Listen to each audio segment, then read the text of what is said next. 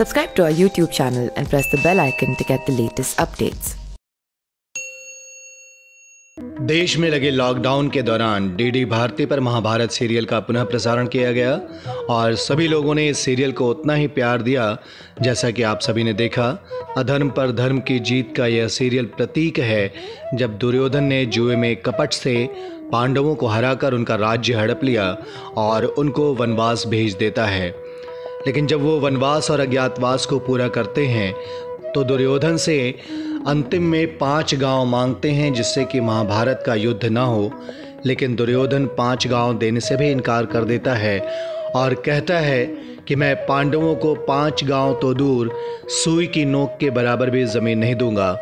उसके बाद महाभारत का युद्ध आरंभ होता है और एक एक करके दुर्योधन के सभी भाई मारे जाते हैं। अंत में दुर्योधन बचा रहता है। तब दुर्योधन अपनी माता गांधारी के पास विजयश्री का आशीर्वाद लेने के लिए जाता है, लेकिन दुर्योधन की माता उसको विजयश्री का आशीर्वाद देने से इनकार करती हैं और कहती हैं कि तुम प्रातःकाल मेरे सामने आना, लेकिन मेरे सामने तुम उस अवस्था में आना जैसा कि तुमने जन्म लिया था, अर्थात नग्न। परंतु जब प्रातःकाल दुर्योधन माता के सामने जा रहा होता है तो वासुदेव उसको कहते हैं कि तुम अब बालक थोड़ी हो जो माता के सामने ऐसी अवस्था में जाओगे। तब दुर्योधन पेड़ के पत्ते को लपेटकर माता के समक्ष जाता है तो माता गांधारी अपने आंखों की पट्टी हटाकर उसके पूरे शरीर को वज्र का बना देती हैं। लेकिन दुर्योधन का जो भाग रह जाता है वहाँ वो पेड़ के पत्ते को लपेट कर गया था। अंत में भीम और दुर्योधन के बीच गदा युद्ध होता है, लेकिन दुर्योधन का शरीर तो वज्र का बन चुका था जिससे उसके शरीर पर भीम के वार का कोई प्रभाव नहीं हुआ। तब वासुदेव कृष्ण भीम को उसकी प्रतिज्ञा याद दिलाते हैं और भीम दुर्योधन को जांग पर वार करता है क्योंकि दुर्योधन का वही भाग वज्र का नहीं हो पाया था।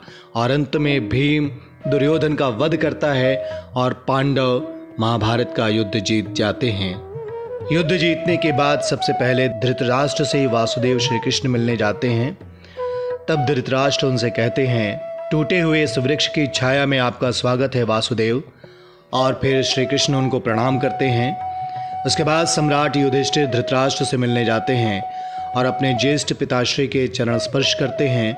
और फिर धृतराष्ट्र भीम को बुलाते हैं और कहते हैं, पुत्र भीम मेरे निकट आओ, मेरे गले लगो। और तब श्री कृष्ण भीम को इशारे में रोक देते हैं और मना करते हैं कि उनके पुतले को इशारों में ही महाराज के समक्ष रखने को बोलते हैं। तब भीम अपने पुतले को धृतराष्ट्र के समक्ष रखते हैं और पहले अपने ज्येष्ठ पिताश्री के पैर स्पर्श करते हैं।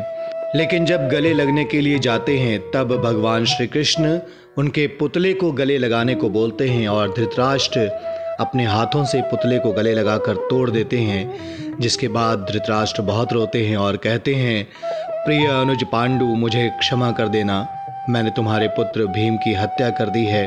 और तब श्री कृष्ण कहते हैं कि तुमने भीम की हत्या नहीं की है बल्कि भीम के पुतले को तोड़ा है। उसके बाद धृतराष्ट्र माफ़ी मांगते हुए सभी भाइयों को अपने गले लगाते हैं।